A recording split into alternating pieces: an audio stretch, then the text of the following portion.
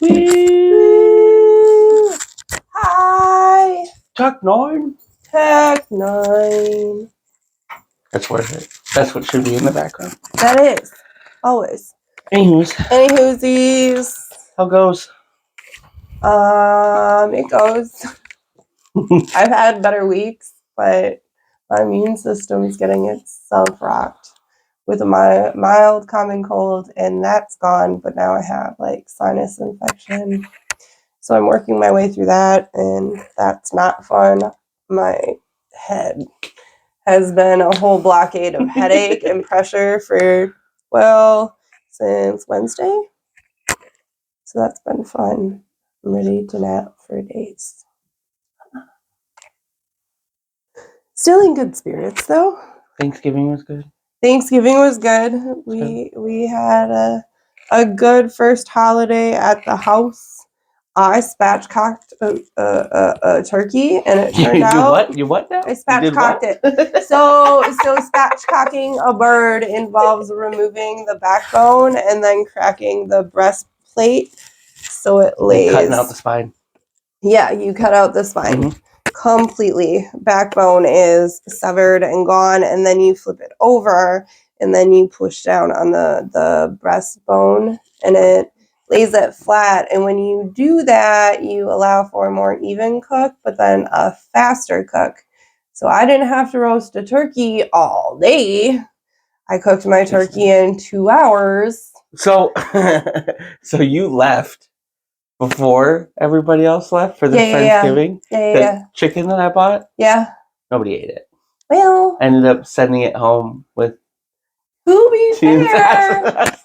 Who shows up to their wife's party an hour and a half late? I thought I would have time to talk to my parents, and then I totally forgot about the time until Cheryl called me and was like, "Are you ever coming back?" And I was like, "Oh shit, yeah, I should probably Yeah, no. I'm in charge of something." I even showed up. I showed up fashionably 420 time. It was. We were rolling up on the house as 420 hit, and I'm like, "This is perfect," because we just took a 1 year on the lot, like around Kaukauna area, because I was just like, I don't know if we're gonna be able to physically smoke. And I asked, and she was like, "Yeah, that's fine." And then I was just like, "But you guys aren't really smokers in the house. This is just weird for me." Yeah. So y'all are having your partakes. You want to know what's really weird though?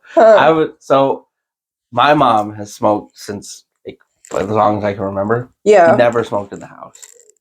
I just think that's weird.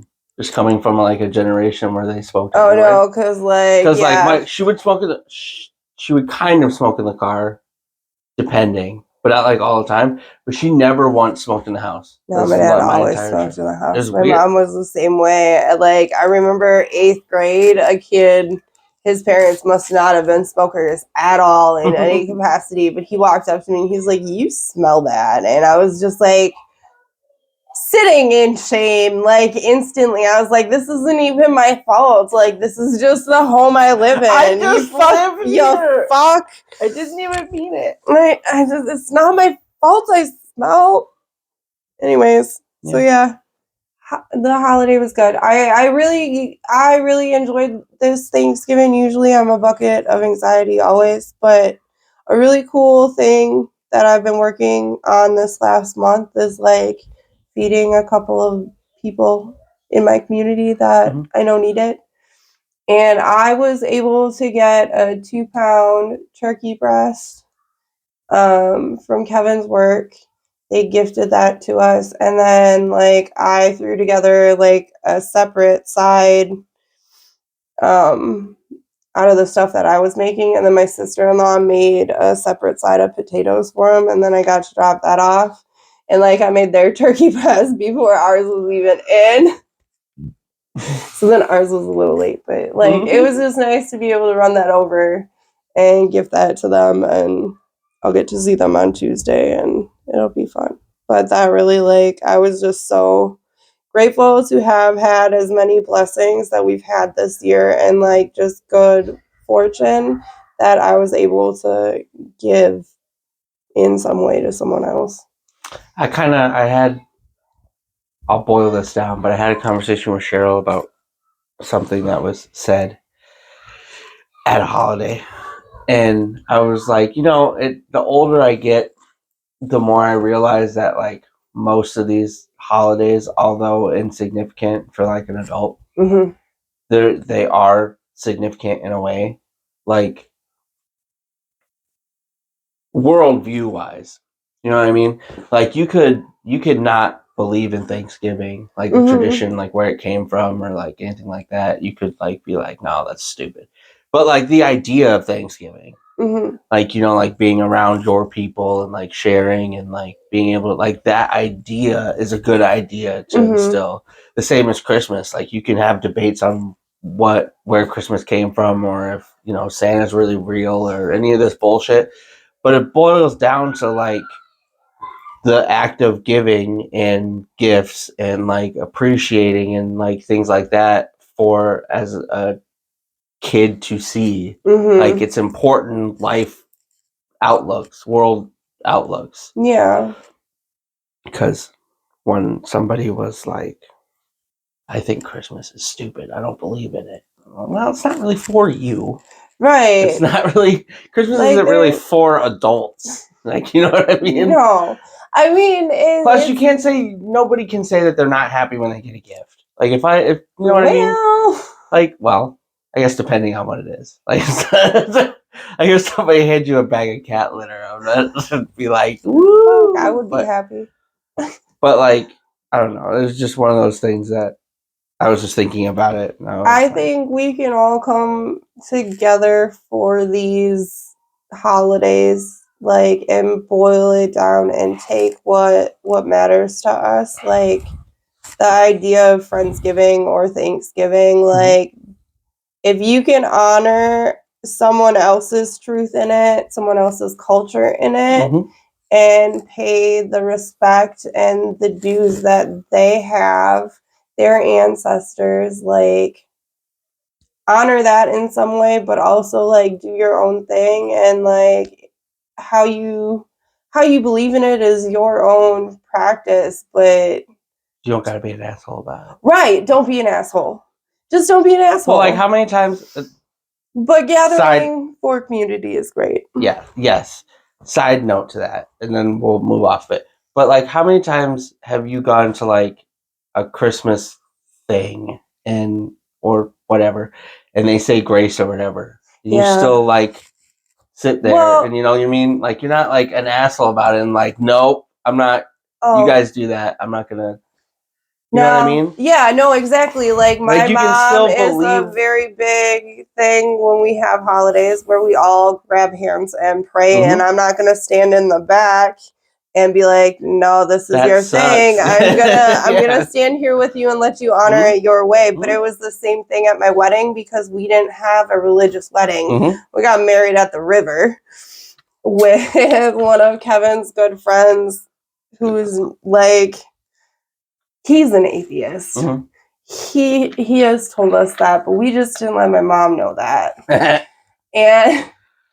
And he gave us a very beautiful wedding ceremony and everything, but like we sat down for our dinner because we had dinner before our ceremony, and my mom's like, well, isn't anyone gonna pray? And I was like, you are more than welcome, Mom. If you would like to honor us and give a prayer over this meal, go for it. But I'm not praying. But that's just not what we're gonna do. And my husband's not for that. Like, if you want to take the space to pray over yourself, cool. If you want to pray for the whole table, cool. You do that. But I'm not gonna physically pick someone out of my family, and I'm not gonna do it. It's not my practice. That's not who I am. I don't know. I just think it's one of those things of like you can have your own opinion and your own beliefs without being an asshole about it. Yes. Anyway, so what do you want to talk about? What was your idea? Because you had an idea. I did. Life experiences, growing up in chaos or turmoil, coming into a life of peace and healing, and when peace feels like boredom, and how that leads to can lead to our self-sabotaging and those traits and triggers, and somewhere in that ball field. There's a lot of in there. I know there is, but it's like you understand it, right? Yes. Okay. So I would say, I've said this before, that growing up in whatever form of chaos you want to say, whether that's, family drama or parental chaos or moving places, like in and out of school or anything, whatever that is, growing up in that form of like always having something going on, yeah, perpetuates in your development of always waiting for the other shoe to drop. Yeah, or your nervous system being in a constant like fight, flight, fawn situation. And then you grow up, and this is personal from my personal experience, but then you grow up with that ideology of that anxiety, form of anxiety of like things are too good. Like when you start going into that healing and you're working on yourself and you're trying to work through trauma, and like as an adult and you're kind of reverting back, because of growing up in that, you get this anxiety anytime something's good, because you're like, no, this shouldn't be this calm. It shouldn't be this like something bad's gonna happen because like it's too good right now. Yeah. And I think the more that you introspectively look at yourself too, of like going through your trauma and trying to heal and trying to work through some of your stuff from your childhood, the more it feeds that in a way, of like, because you're bringing up emotions you haven't really dealt with sometimes for years and years and years, it feeds into the anxiety that you already have and your thought process on how your life is going, because then you're like, fuck, like I worked so hard to be this, and now I have this other thing I have to deal with. Something to that point is, I've said about parenting, when you grow up, whether you have good parents or bad parents, when you grow up, you always have this ideology of what I'm going to be as a parent. You know what I mean? And you take that from either adults around you or your parents or whatever, and you're like, no, when I become a parent, this is going to be like what I'm not going to be. I'm not going to yell at my kids. I'm not going to discipline them. I'm not going to put them down. I'm not going to do this. And then you become an adult and you do some of those things because like life happens. Like it's a good ideology when you don't have kids. It really is. But when you have kids, things change. Like you do need to discipline kids in some sort of way. They need to know consequences, or else they're not going to do anything. They need to know time and place of things, respect, manners, things like that. And there's sometimes, as a parent, that the nice, feel good approach as a parent doesn't work. It's just not. And then, which reverts back to your trauma as a kid, where like you are trying all these things and then you realize that you're going, at least for me, it triggers a thing in my head of like, oh, you were doing so good, and now you're going down this road that you didn't want to, that you said you wouldn't go down. And for me, that's a big struggle to fight that, to fight through.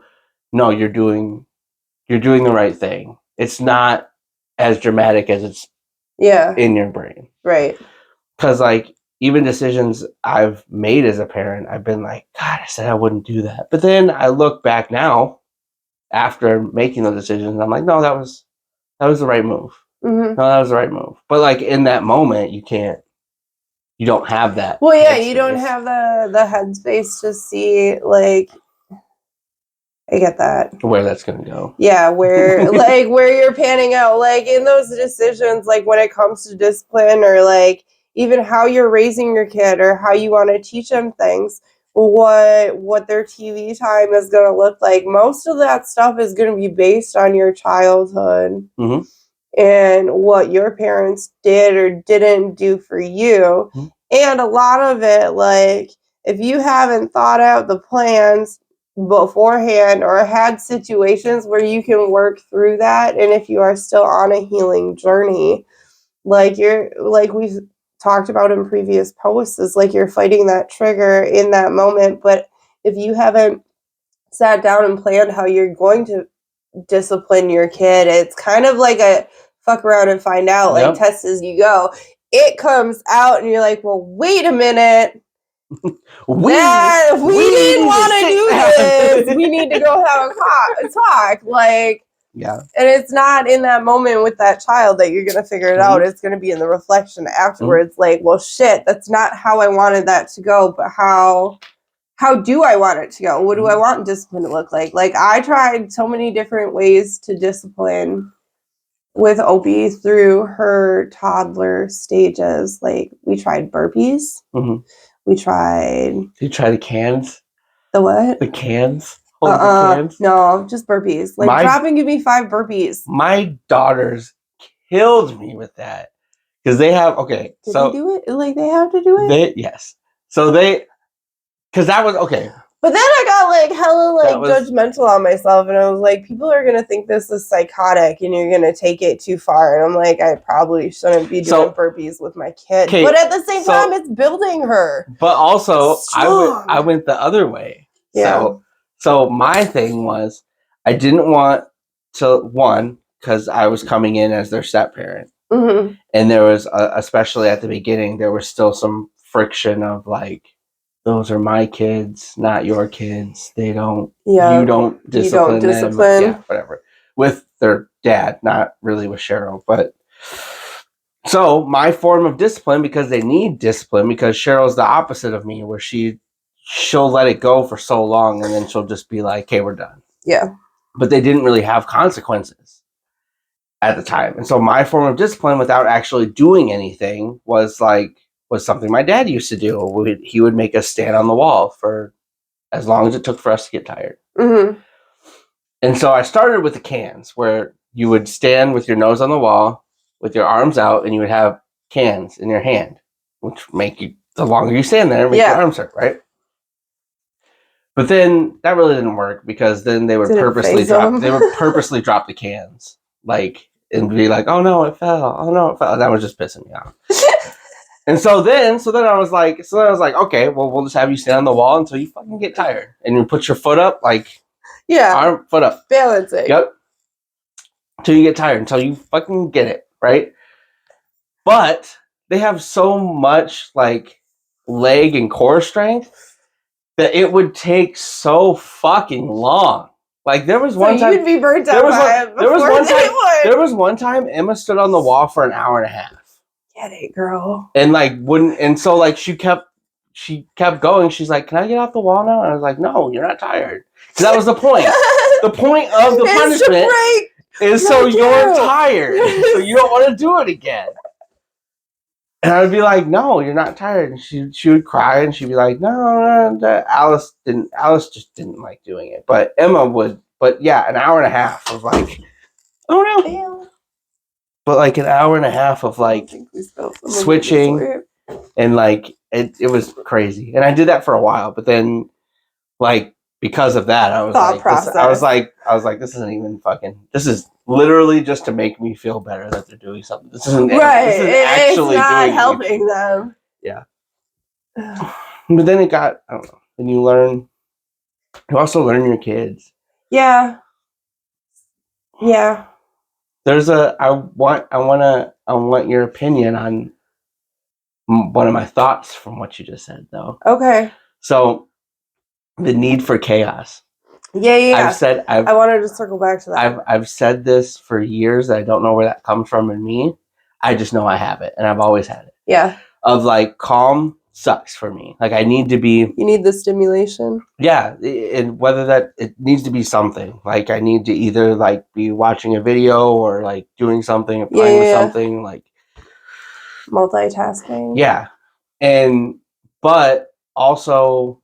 I don't know where it comes from. I haven't really invested in looking into it for myself. Mm-hmm. I'm sure it comes from somewhere, but my brain, it's one of the things that somebody told me very early when I started working. Mm-hmm. My brain switches into a different, it's like slow motion mode when chaos happens.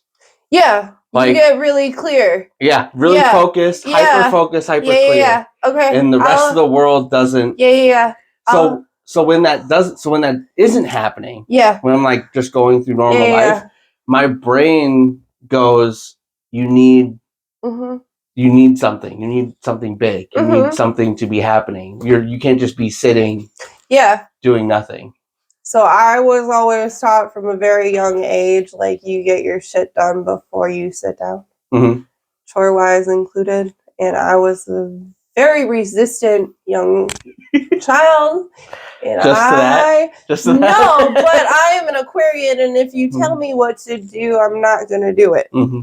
I'm going to fuck around and find out. And I'm going to figure it out on my own. And my mom used to leave me chore lists, and they would sit all day. And then, like, 5 minutes before she'd get home, I would do my 5-minute cleanup job of all my chores. Me and my brother had it timed out to where my parents, we would promise them that we would do chores. I would have my mom or dad message me when they were on their way home. Yeah. And we knew how much time it would take. So me and my brother would fuck around until we got that text. Yeah. And then we'd be like, all right, let's go. And it was like, straight shot, it's done. Put it. But my mom was a very OCD cleaner, so it was never clean enough for her, because like I could vacuum, but it wasn't perfect. The lines weren't the right way. The lines weren't the right way, so I didn't do it right. Or like she'd have us like polish the banisters, or you'd have to sweep down the whole stairs because it's a wooden staircase, but then you'd have to polish it afterwards. Like, my attention span for these things were like 5-minute task oriented. I'm going, I'm gone. And like, so I got to sit and chill and do my thing all day. But then it was very ingrained in me that I was a very lazy person at a very young age. Because I'd hang around and I'd do what I want, and then I'd get my work done. But now it's like, I'll wake up in the morning and I will get my whole kitchen clean, my dishes done, like my breakfast done, and then I'll sit down.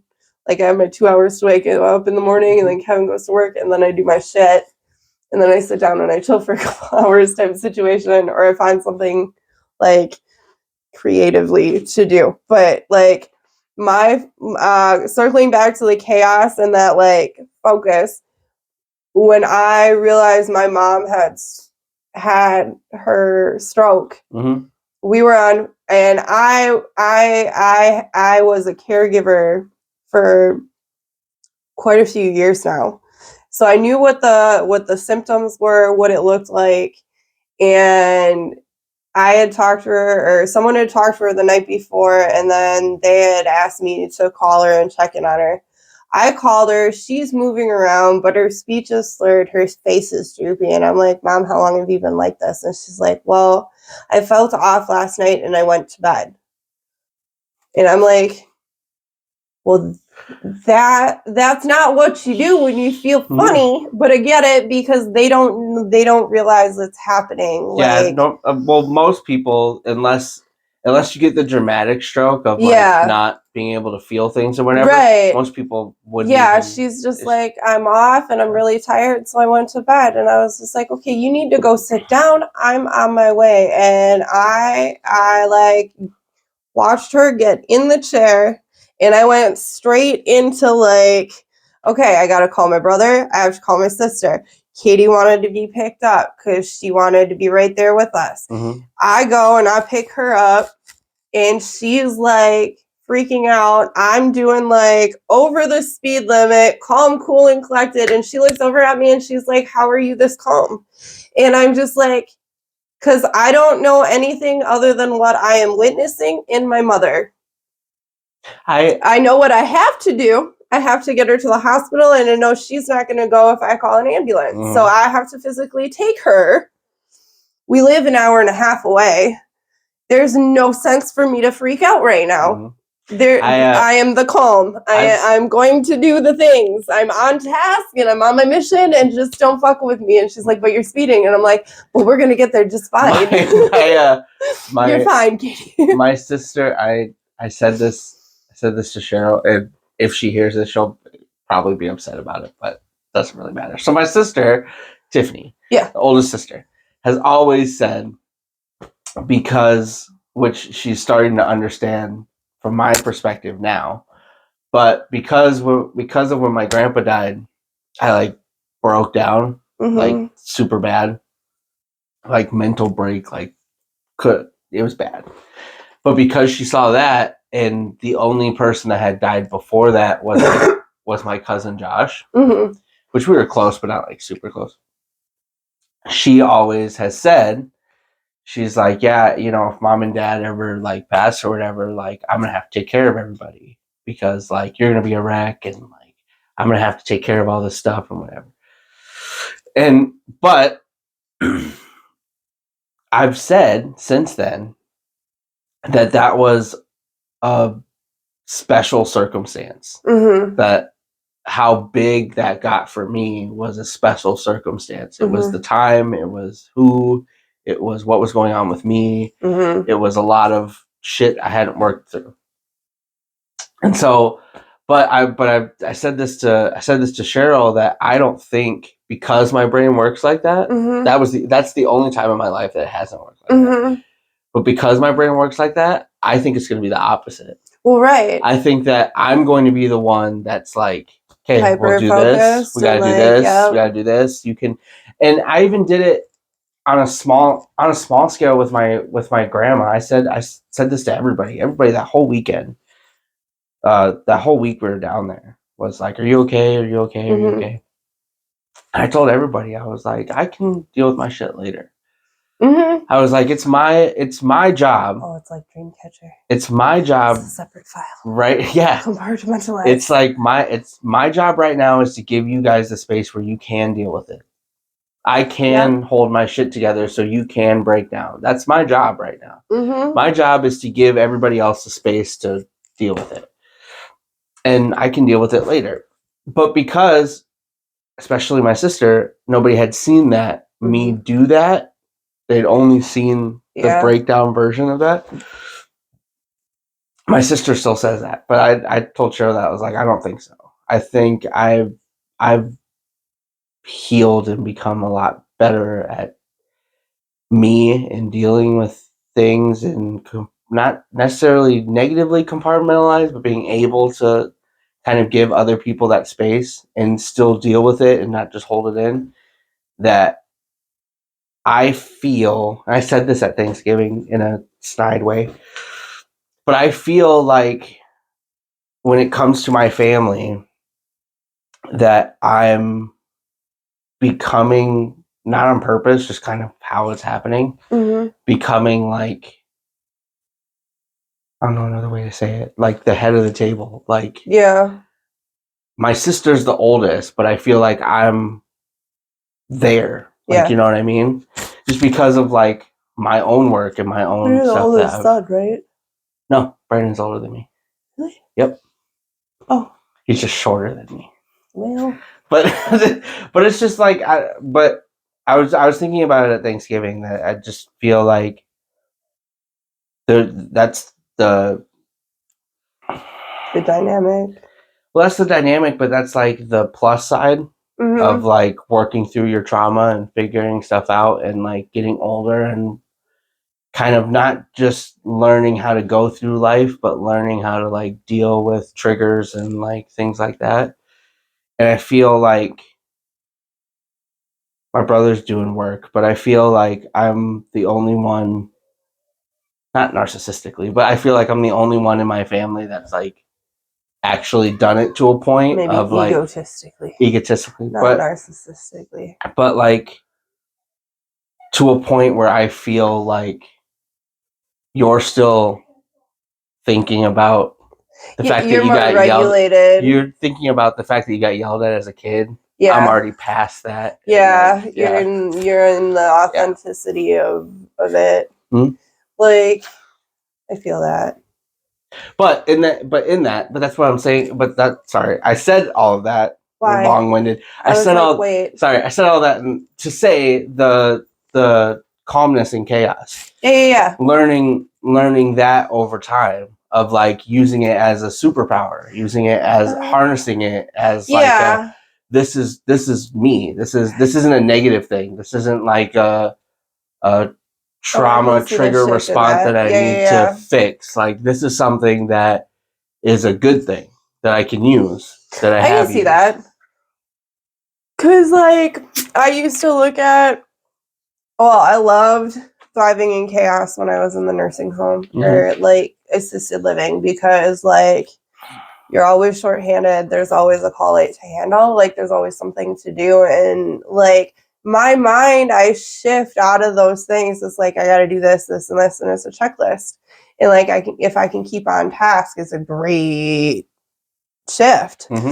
Like kind of a thing. I really loved working for an assisted living, but the way they treat it's just not it's not copacetic.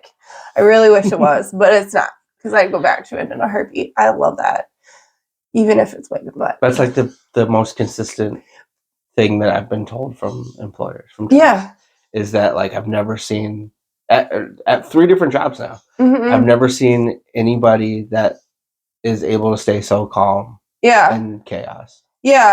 And like it's a huge bonus, but at the same time when you're still navigating, like, so I grew up in a lot of chaos and we've touched base on it, so I'm not going to go down the road, but it's like growing up in that chaos and thinking that love boils down to chaos.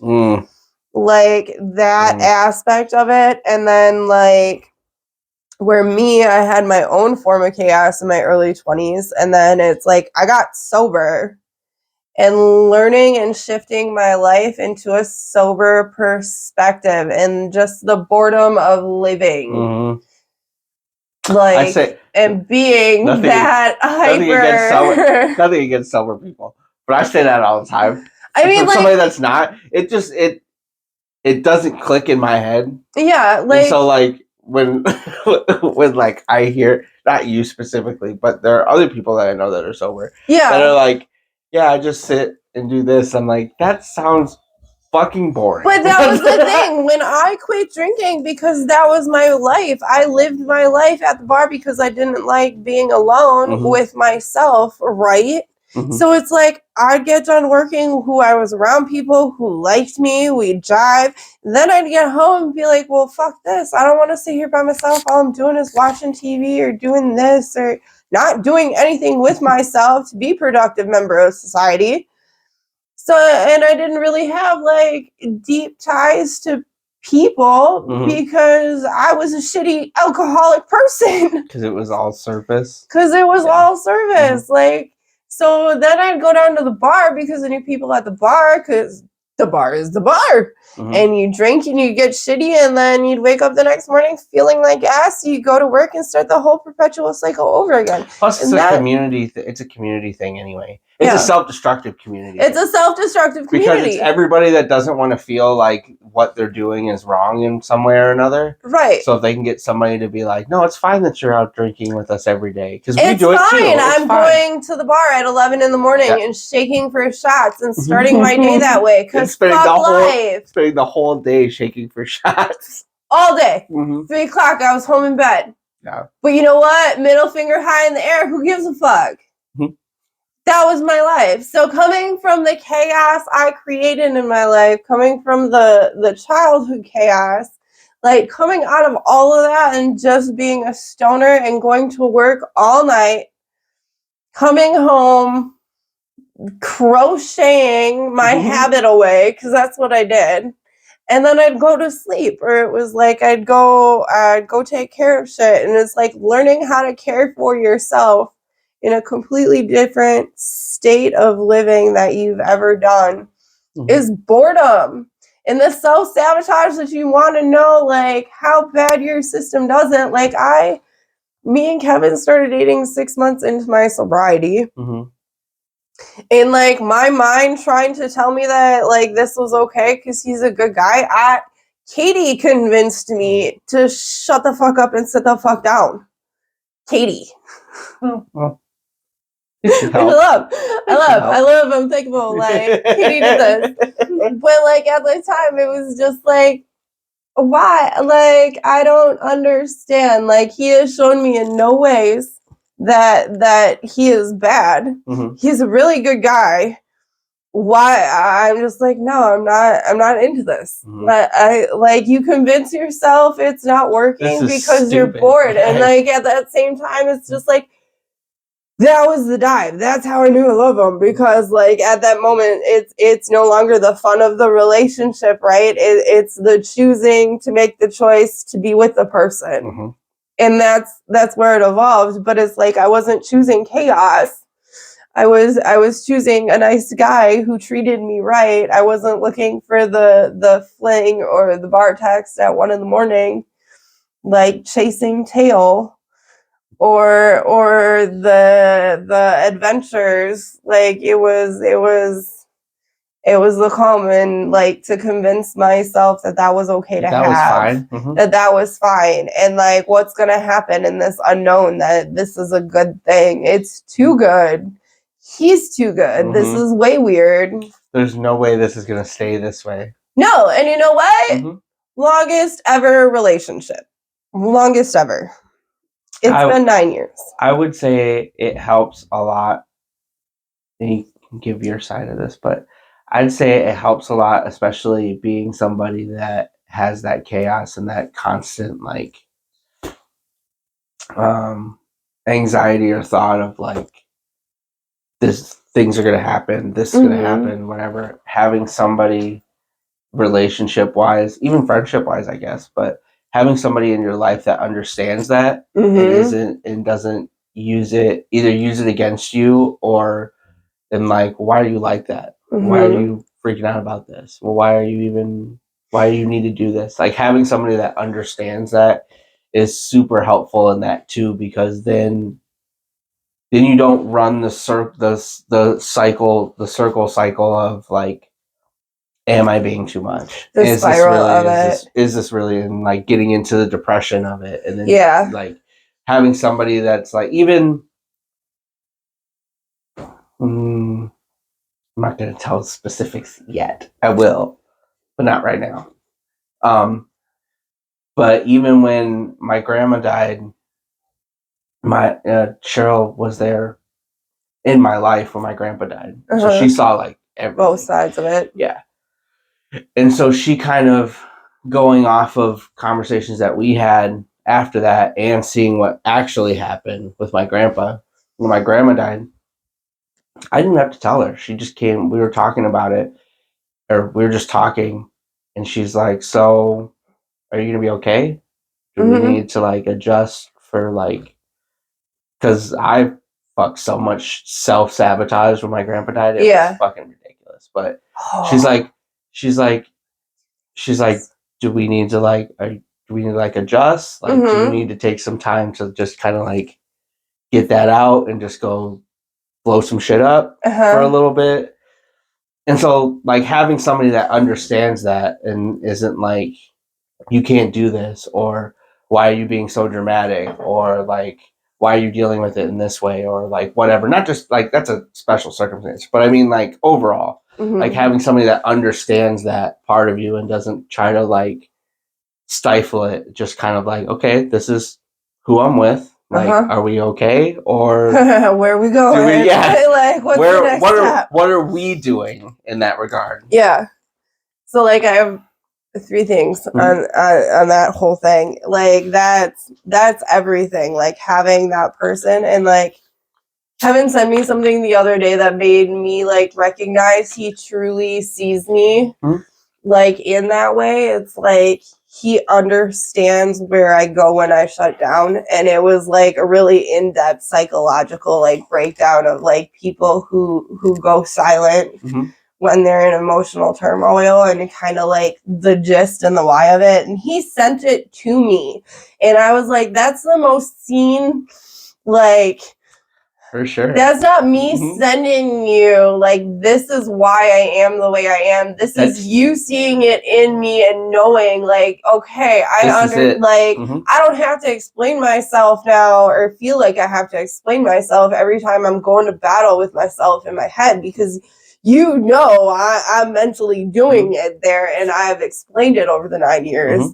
But, like, that was, like, holy crap. And I, like, teared up at it and everything. And then, like, Kevin seen me shitty, like, wasted, shitty Haley twice.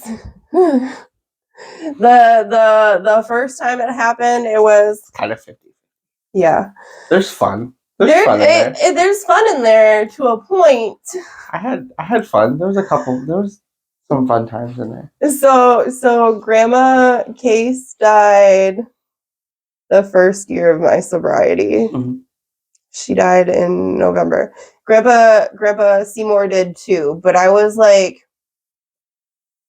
I don't know why his hit different than hers. I think it was just like the family orientation around it, because it was different sides of my family. And like Grandpa, I was in the nursing home seeing him every day declining, where Grandma went from I'm doing okay to now I'm on hospice. And then like it was in motion, and I knew the motions.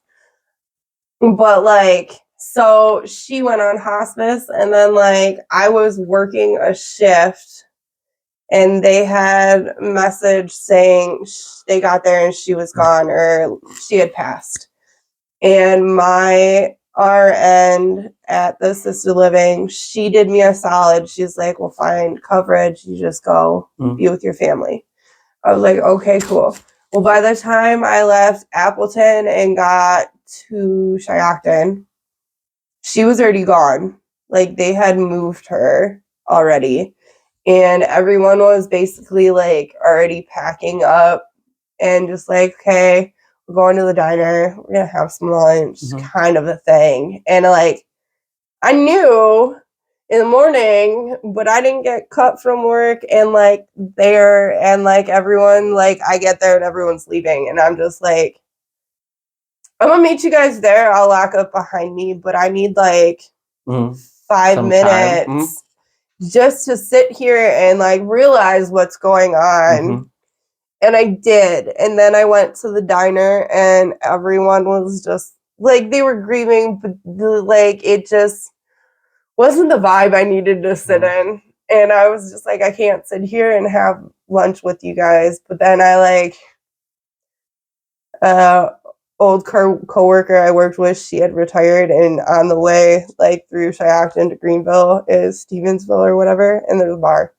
Call her. I was like, bar? I need a beer. And I went and I had a beer, and like that beer turned into a couple of shots of tequila, and like she had cut me off. It was just like, well, you still got to drive to Appleton. I was like, well, that's fair. And I started driving. And I was like, yeah, I probably shouldn't be driving. And Katie had called me. She's like, well, I'll meet you back in town. Da, da, da, da. She called me wondering where I was, because she beat me to town. And I was just like, were you with Riley? Nowhere. Do you have a second person that's able to drive? And she's like, yeah, why? I was like, please pick up me in my car at the gas station in Greenville. I'm going to be in the back seat. The keys are going to be in the trunk. Like, I'm waiting for you. It's not a good idea for me to drive into Appleton. She's like, okay. And then she came and picked me up. And then I got back to my house, and it was hella obnoxious the whole time. Just, anyways, good self-awareness. It was a one and only time, but it's, anyways, but like him seeing me through that and like the chaos and self-sabotage I went to, because I was uncomfortable grieving with my family and the peace that could have brought me, being vulnerable with them. I couldn't do it. I'm like, fuck this. I need my bottle. Let's go get a bottle. I've told you. And like, go ahead. No, it was just, like, I don't know. But yeah, he was there for that too, and saw that, and was just really like, okay, I don't really like drunk Haley. Drunk Haley's not that cool. And then we moved on from it. But it's just like, yeah, if you don't have someone to lean in on those chaos times too. Your self-sabotage could be. I've told this story many times, but I've told you this story many times. Is that's like the duality of the two different scenarios with my grandpa and with my grandma. Uh-huh. And Cheryl saw both. Mm-hmm. Like, my self-destruction when my grandpa died was fucking nuts. Mm-hmm. Like, it was, I let my apartment go, I quit my job, I broke up my relationship, I broke up friendships, I spent all my money and then spent a month with my cousin and drank handles of fucking Fireball every day. Which, again, I've said this many times, not the best solution. The best way. But it did work for me. But, like, to that form of self-destruction of, like, totally, like, hitting the button, totally blowing up, like, even relationships with family members, like, total self-destruction. Yeah. To, like, now, where it's kind of milder, mm-hmm. but still having that, but like I said, like, Cheryl knowing that still is there, like, and seeing both sides and not being like, oh great, here we go again, like, yeah, you know what I mean, like, still being able to be like, no, I get that this is a part of you, we can figure it out. Mm-hmm. I know that this is going to happen, so what can we do together to figure this out? Yeah. But I don't know, that's a weird thing. I've thought about that for years. That has to be just a thing that some people have, because I know people that don't have it. That self-destruct, like, the self-sabotage, like, stress thing. I don't know what to call it, but, like, don't have that, like rat in a cage. Yeah, jitteriness. Thing. Yeah, feeling of like I need to do something. Yeah. Like, That's I know people that don't have that. Dude, it's weird. But okay, also linking that to what could just be our nervous systems being overactive. And people who have grown up having a calm and regulated childhood have most likely the emotional intelligence, but the nervous system that is a regulated system. Yeah. Where I know my system is not regulated. My nervous system has been fried over. I'm usually constantly in fight or flight. Yeah. And I'm like learning how rewiring now. But that's a constant thing in me, and a lot of it is based from my childhood. Mm-hmm. And the wirings there. It wasn't like, it's not okay for me to sit down and chill. There's stuff to be done. Mm-hmm. And that's like something I'm working through now, where it's just okay to rest and be okay. But like my nervous system's constantly like, okay, what are we doing? We're up. But I know my mom's the same way. She's been that way since day one. She says she's been this way since she was itty bitty. Mm-hmm. Like, and I see it in my daughter. My daughter is a very high-wired, high-energy person. That's what I was going to say. I think that there's also some form of neurodivergency kind of plays into that too. But I think, and I've learned over time, like I said, I think I know there are people that don't have it. Yeah.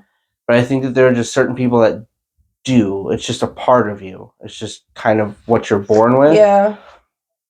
But we're the first, I don't know how many times I have to say this, we're the first generation of people that are trying to figure out how to use it. Yeah. You know what I mean? Like, our parents didn't figure out how to use it. They had panic attacks. They died at 40. Right. They had super alcoholic or drug addictions. Like, you know what I mean? Like, but how it shifted, learned. Hunters and gatherers, and like the hyper aware, and like those people were being taught how to use it back in the day. Those gifts, that neurospiciness, those were our trappers, those were our hunters, those were the people in the woods tracking and guiding. We were using the energy. We were fueling the people with their gifts. There's a DNA. There's a piece of DNA still to this day of people, and I don't know if I've talked to you about this, but there's a piece of DNA from back hunter-gatherers where the people that would stay up and protect the tribe, that was in their DNA, that they would stay up all night. It wasn't a not gift. That's not the word I want to use. It wasn't like a job given. It wasn't like we picked, you're going to stay up at night. You're going to stay up at night. It's a part of their DNA. They naturally were up at night. They were natural protectors. They were natural people that wanted to see the betterment of the community and make sure everybody was safe. And I think me personally, I would like to say that is a part of it. That people that have that strand of DNA in them still are the people that do have self-awareness of like the world around them, are able. I've worked third shift since I was fucking 16. Like, and you've worked overnights as long as I've fucking known you. You know what I mean? Like, there's something in there of like, it's just natural. Well, you don't need the capacity to sleep. Like my mom, she's been an insomniac her whole life, and she even says it to like till this day. See, like I can remember as far back in time, like 3-4 years old, waking up at night and not being able to sleep, just being wired to go. My daughter was up 3 to 4 times a night for not any reason other than I am up and awake and I want to be snuggling. And it's yeah. But I think that also plays into and like I said, we're the first generation to kind of figure out how to use these things.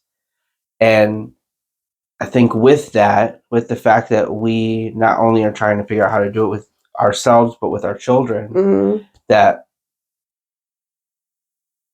I like to think that we're figuring out how to use them in a positive and like a superpower. And I say that all the time. Like people are, I have said that before, but I say it about like my daughter and Wyatt, is that like people hate ADHD people because they're annoying because they don't stop.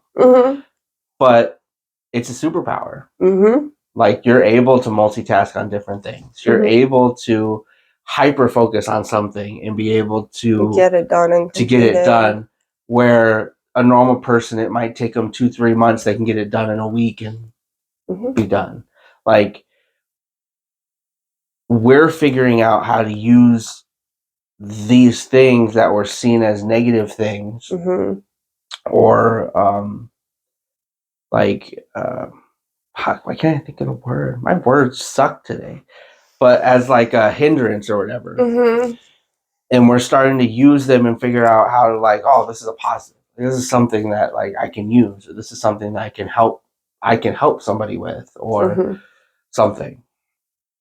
And so that, to me, learning that stuff helps and kind of dulls down that anxiety part of it and depression part of it of like, yeah, I know this sucks, but like I'm using this in a positive way.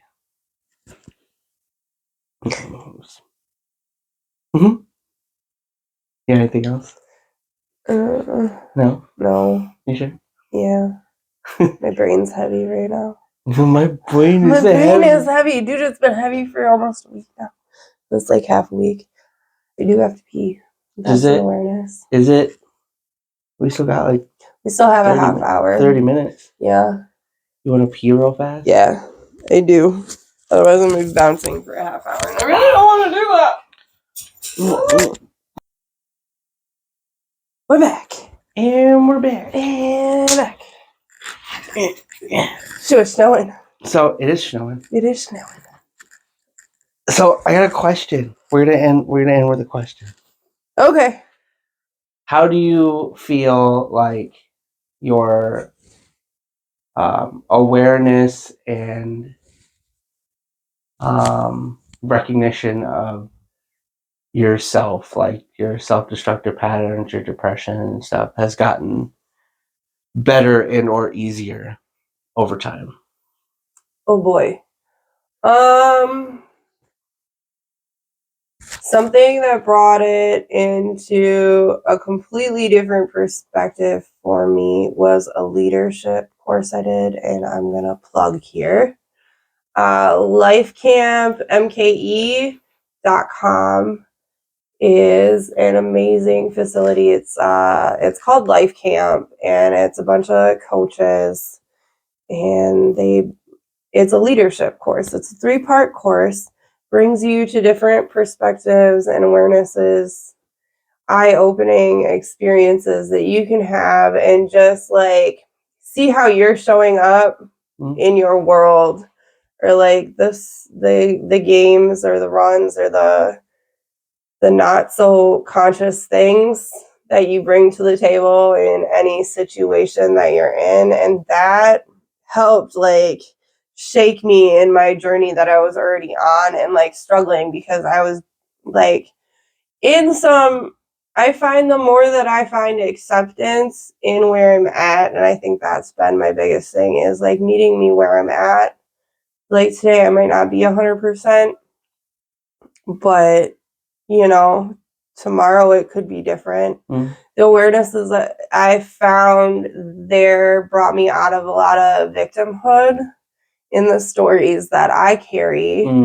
And that, like, seeing the other side of the story. Yeah, and there's like my personal experiences in it, what I took value to, and I actually like went through all 3 and graduated from each one, and then I went back and I staffed one of the first course, and that had its own growth challenges, awarenesses brought to the table, because you're working in a staffing leadership role, and you have your tasks to do, but you're still having shit come up for you. And like you're hearing the same course I heard it a year earlier, and I was just like, but I'm finding new awarenesses all over again. And it was such a great opportunity for me. And if that's something like you're looking into, comment, ask me, find me. I will give you all the plugs for it. But it's a really great capacity if you're on some sort of journey of finding awareness for yourself, just how you want to show up in the world, or what's going on for you right now. You got through something that's been really shitty. Like that was something that opened up a lot for me, and just like, well shit, I have a lot of action in this. Like what actions aren't I doing? But like even before that, it was like the destruction and the depression and the stories I lived in while I was drinking. Like once I became sober, and like looking into that, well, I drank so much because I didn't like the story of my life. I drank so much because I didn't like who I was as a person.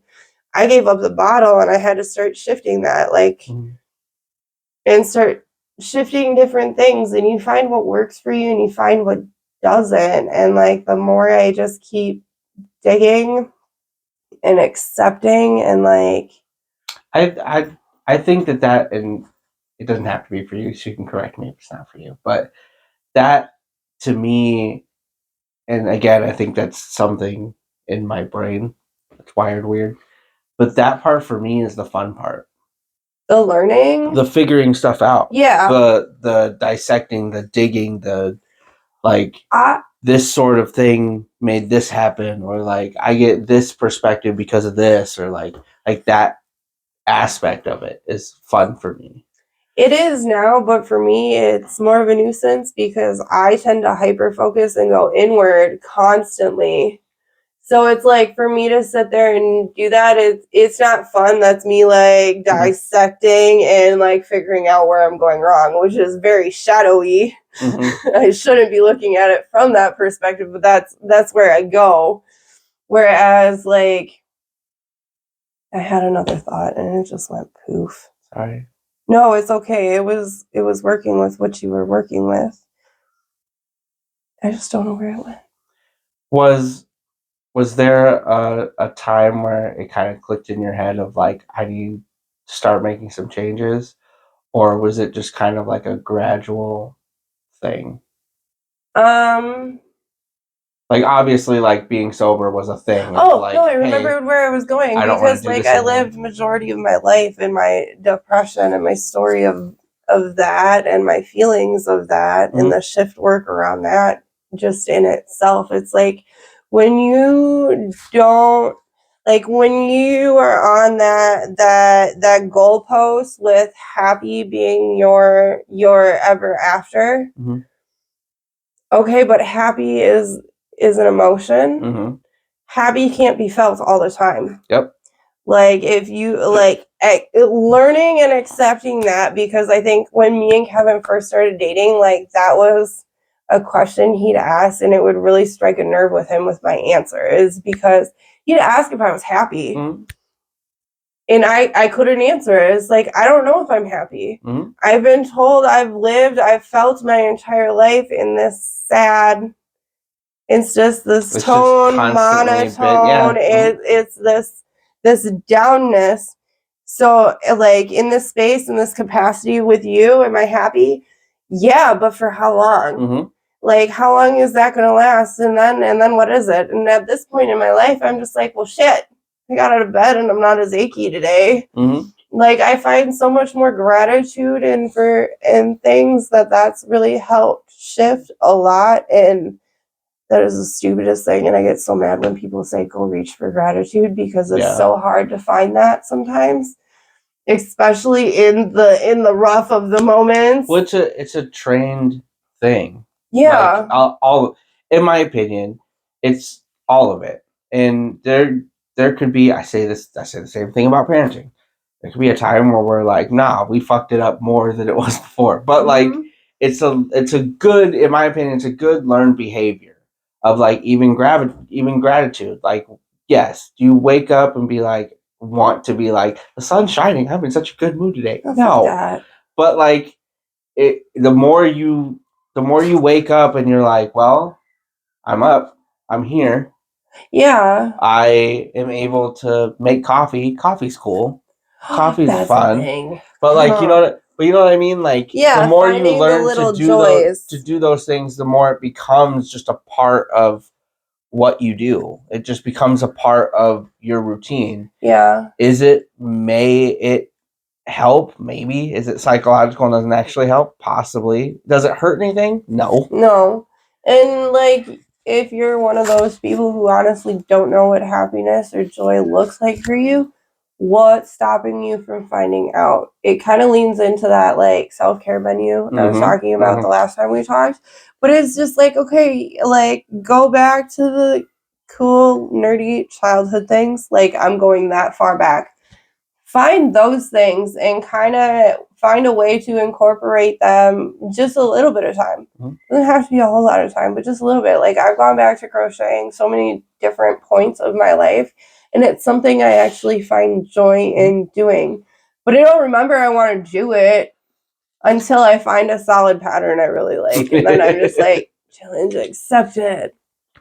But like I think that leadership course was a huge trajectory for me, like a next level up from where I went from like non-drinking or from drinking to non-drinking and my existence there. Like the leadership course really opened up a new trajectory and way of thinking and perspective shifts for me that now it's like when I lean into something or I find myself up against a wall with something, it's number one, I found community with the people I went through that with. So I have a support system in some way if I need it. But also, it's just like I have a different avenue or a perspective in that where it's just like, okay, I could sit here and say, woe is me. And I use it a lot in my parenting, explaining to Opie just like, okay, right now you're being resistant to like the situation. And we've already given our boundary of no. You can continue to ask and sit here in the victimhood of you continuing to ask and getting the same answer. Or you can, find a different action, find a different shift, and we can move out of it. Like you can take a deep breath, you can feel the emotion that's coming up, and we can like move into the acceptance of it. And now that I've like been working with that, it's just been a lot smoother, easier, like coming into my triggers, or even just like shifting into, like, I noticed my depression got less, like, and I'm not saying it's because of this course, but it's the awarenesses I found within me through this course. Like, it was just a whole nother playing field for me. And I loved that. And I love that I can still go on, like, trying to figure out how I want to show up in my life, because that's all what it's about. Mm-hmm. If I'm sitting here, like, you knew how I was in high school, I was emotionally spent. I was emotionally gone. I was gone. You weren't getting nothing from me. Yep. Like, you could take me out for a meal, ask me all the questions. I'd be like, fuck you, feed me. We're sitting on the couch eating chicken tacos, watching Breakfast Club for 3 days. We're gonna disassociate for a couple of days, and then I'll finally figure it out and tell you what's wrong. And I'm not there anymore. It's just like, okay, what action put me here, and what's the intention behind it? What intention do I want? That wasn't it. Okay, clearly. Now, where can I go from there? I'm believing more in the actions and the words and the alignment than I am, like, sitting in the, well, I had this life. I have 2 things. I want to touch on something. Yeah. And we are going to talk about it next time. Okay. But then I want to make a point to what you just said. Okay. Also, finding something that works for you, whatever that is, also is a part of it. And whether that be religion or like just things that you do or magic or something, whether if it's helping you, it's not negative. And that's something that I had to learn. It took me a while to learn. Is that just because people don't agree with it or understand it doesn't mean it's a bad thing. Yeah. I think we as people get so caught up on the label of well, you're into this, well, you're into this, that we're not really focusing on, is it helping? Does it really matter what somebody's like into? Is it's helping them? Are they being a better person rather than a shitty person? Then why does it really matter? Case in point example: stoner Haley and not stoner Haley. Well, I said you say that all the time. Yeah. Like, I've said it about wrestling too, with people that are like, wrestling stupid. It makes people happy. Like, you know what I mean? Like, why is it? You don't have to watch it. You can think it's stupid. It's fine, but like, it makes people happy. So why enjoy it? Why would I be the person to be like, you shouldn't do that? Because you yucking someone's yum. Yeah. yucking someone's yum.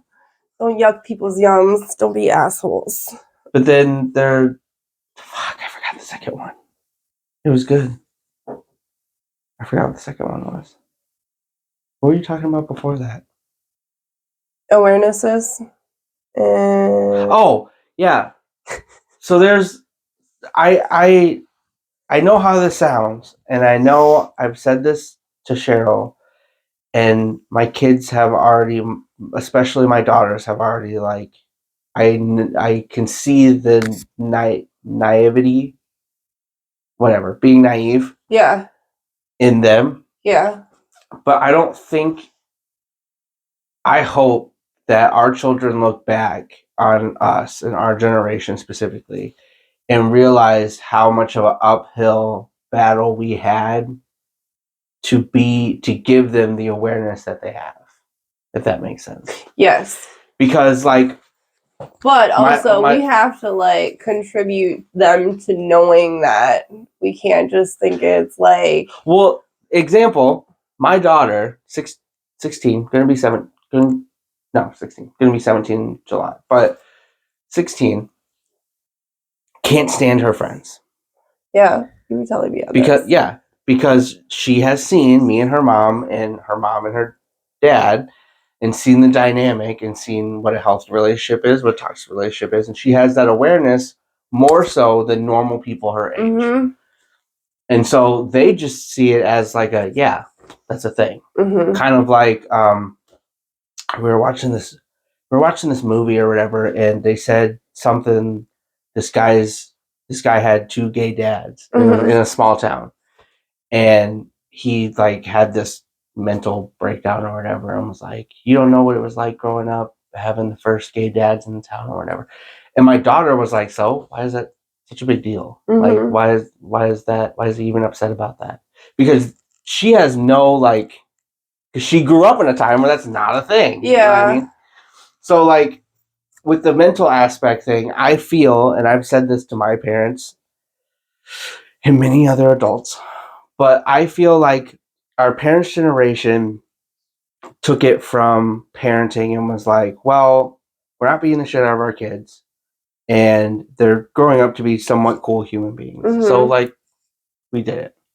But we never really got a blueprint for mental, for anything. Yeah. For like trauma. But emotional intelligence was like lost many years ago. But like Great Depression time frame. That's another generational cycle that we're all breaking. But that's what I'm saying. And I'm not saying that our parents' generation didn't break some generational thing. It's just they didn't break that one. But I feel like our spectrum of things that we're changing on our generation is a lot larger than it was in our parents' generation. And my hope is, because our children don't really see or know that, because they live in a world where we've already put in the work. We've already gone to therapy. We've already dealt with our triggers. We're already giving them the tools while learning the tools ourselves. Like, you know what I mean?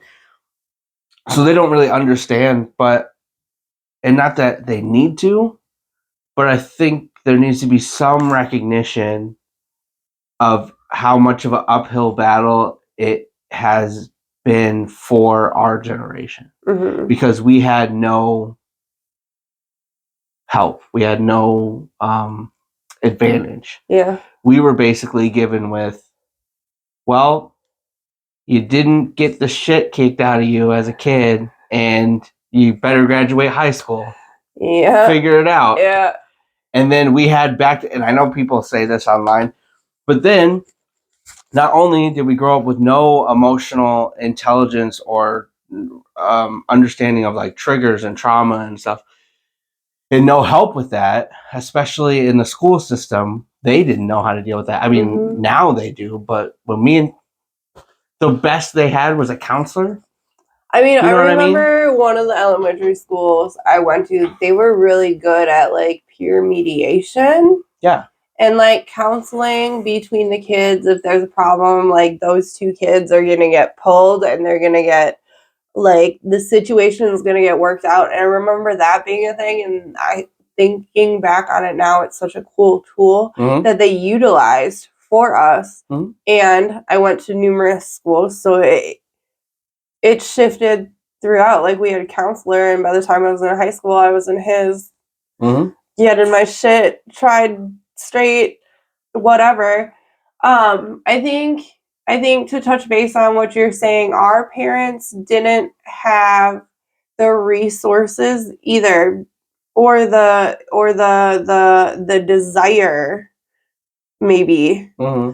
I would say really that's a part of it. Like buckle down and be like, okay, like this isn't what I want for them. But they were also so much in like either working on their traumas or their life or their non-healing. Well, I was going to say also there was a lot of parents that kind of just saw it as I'm too old to work on that. So, yeah. It's like you can't teach a dog new tricks. Like I've already done it. We're here.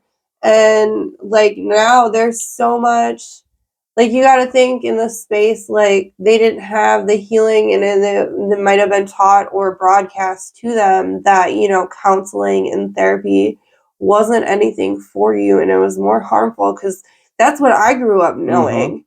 Therapy was harmful. Like, anything said there, it was not a safe space. So even going into therapy the last 3 years off and on, I walk in there and I am... already shut down. And like one of the first counselors I had, she's like, well, what's going on? Like you're anxious, you're crying, like I physically see this in you. She's like, how can we make this a safe space? I was like, just give me time. Like, I just need time. Just put I up need one of to those figure windows. out that you're safe. Just put up one of those windows. Right? Like, it's nothing you can do. Yeah. I just need the time to know that you're safe before and that's like the stupidest approach. But that's what I was taught. Mm-hmm. I was taught, you know, like, doctors are one thing, therapists, they're gonna report back to the court systems. They're gonna take me from my parents. Mm-hmm. Like, what I say will come back. And it's just like, in no way is that what they're out to do. And I'm still trying to convince my mom to that to this day, to be honest and accountable with your doctor, because that's the one person who's going to be able to help you help yourself. I've said this to my dad before. I will continue to say this. I am so proud of my generation, despite all the things that older generations or even new generations would be like, well, whatever. You guys are shitty at this or whatever. But our parents' generation went through world wars and depression. Our great grandparents and our parents, right? Those were their major traumas that they had, like outside of that, whatever, right? No support for PTSD. Mm-hmm. No, nothing for anybody affected by the depression or the financial collapse. Mm-hmm. No, nothing. They were just told, suck it up, figure it out. Yep. Go to work. Yep. Pay bills. And they kept that mentality. I mean, even as long as I can remember, even into my childhood, like, kept that mentality. And I'm proud, although it sounds and it feels, and there are people that take it to an extreme, like everything's trauma and everything is the parents' fault and whatever that other generations want to say. And yes, there are people that do take it, victimize it, instead of figuring it out and working through it. They go, well, I have trauma, so it's your job to fix it. Yeah. Those people do exist, but I am proud of our generation because we saw a problem and actually did something to fix it, or at least try to fix it. We're trying. And before this point, in my opinion, there wasn't a whole generation that made that conscious decision together. Mm-hmm. Like, other than suck it up and never talk about it. Mm-hmm. And to my point I was making earlier, I would hope that our kids' generation or even grandkids' generation or whatever look back on it and was like, this is a generation that made our lives easier, forthcoming. Because, like, that's what I always think about, and I see it, and there are times that I see it in, you know, my daughters or even Wyatt, that I don't know if any of that's working. Like, it kind of makes me feel good, like the things, but I don't really know if it's a thing. Yeah. And then, like, I see certain things, and I'm like, oh no, like, this is going to be better for them long term. This is going to be better for them later. Like, I can see it. And so, I don't know. I'm proud that we did a thing. Like, our generation did a thing. That's in a positive way. Yeah. Well, the outcomes that are already coming with even just the younger generations coming into the workforce now, like corporate world, I'm seeing TikToks of, like, there's this one girl I follow or I watch, and she's corporate America, but she's like work from home type situations, and her boss or manager is constantly pulling her into these meetings, and she like utilizes the playback apps. And it's just like, okay, so I can pull up this one and this one and this meeting we just recently had, and none of this has been brought up. Do you want to, like, why is this being brought to my attention now? And it's just like, to think, like, I would never have had the cojones to be like, okay, bitch, you just, like, why are you bringing this to me now? This is the guidelines that we've had. This is the expectations that have been laid out. Like, this is even in our handbooks or our job codes, and you're trying to swing it this way. Like, my boss asked me something to do, like, okay, sir, you have my job in your hands. Like, you pay my bills. I get it. Okay. You're correct. Like, and that was like my biggest thing working in assisted living. It's just like there's always call-ins. There's always like you're being forced to stay over, and it's because I didn't have a kid at home, or I wasn't in school, or I didn't have these dependents. That would, it's just like you're first in line to stay over, and it's just like, well, no, because like I get it, you are a facility that takes care of people, but it's your job as management, and it was the jobs where the management wouldn't come out of the offices to help the floor. Those were the jobs that really groaned my bits like to the floor of wanting to go back, because it's just like, you guys can sit here and force every one of us to stay over and be here to take care of these residents, but not one of you will help us when we are drowning. You will let these call lights go. You will sit there and hear us over the pager. Well, who has this? Well, who has this? We need help here. We have a lift that we need to lift, and we can't lift her because there's not two of us in the room. And then God, and that's the other thing that bugs the shit out of me about this, is because someone, like, the understanding of the situations I just laid out, and then recently through the TikTok, someone, CNA was just charged with murder or some sort of equipment malfunction, but she's basically being charged with this person's death because it was a 2-person lift and she lifted. Granted, you can always use, like, you can't always, you're not supposed to. They're 2-person lifts, but you can get around using them one person. Not safe for you, not safe for the patient. But it's doable. But it's happened. I can see in instances where it were to happen, and it's because it's the system in place for them is so poor that these caregivers have, like, if they want to give the quality care these people deserve, like, they're doing it on their own, and it's so terrible. Side rant that I wasn't supposed to get into, but anyways, yeah, that's it. That was the end too. It beat. Yeah. It might keyed. I'm gonna tell you what we're gonna talk about next time. Just so we're going to. Just so we do it. We're gonna talk about witches. Yes. And what it is and what it means. And our perspectives of it and historical accuracies.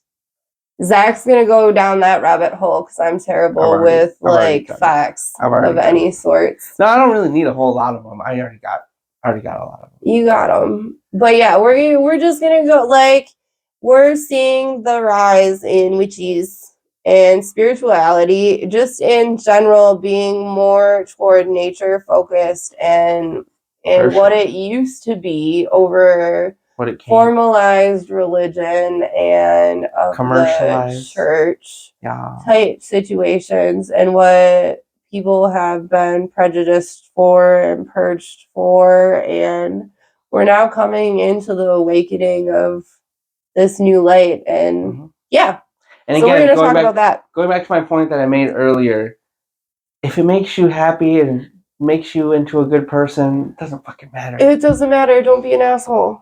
Yeah. Just don't be an asshole. Anyway, so that's next talk. It'll be like 2 weeks from now. 3 weeks to post. Yep. So yeah. Cool. Thanks for talking. Thanks for coming to my office. We'll see you next time. We'll see you next time. We'll do it. Yeah. For the cold, because it's cold. Nice. Because it's nice and warm. Bye.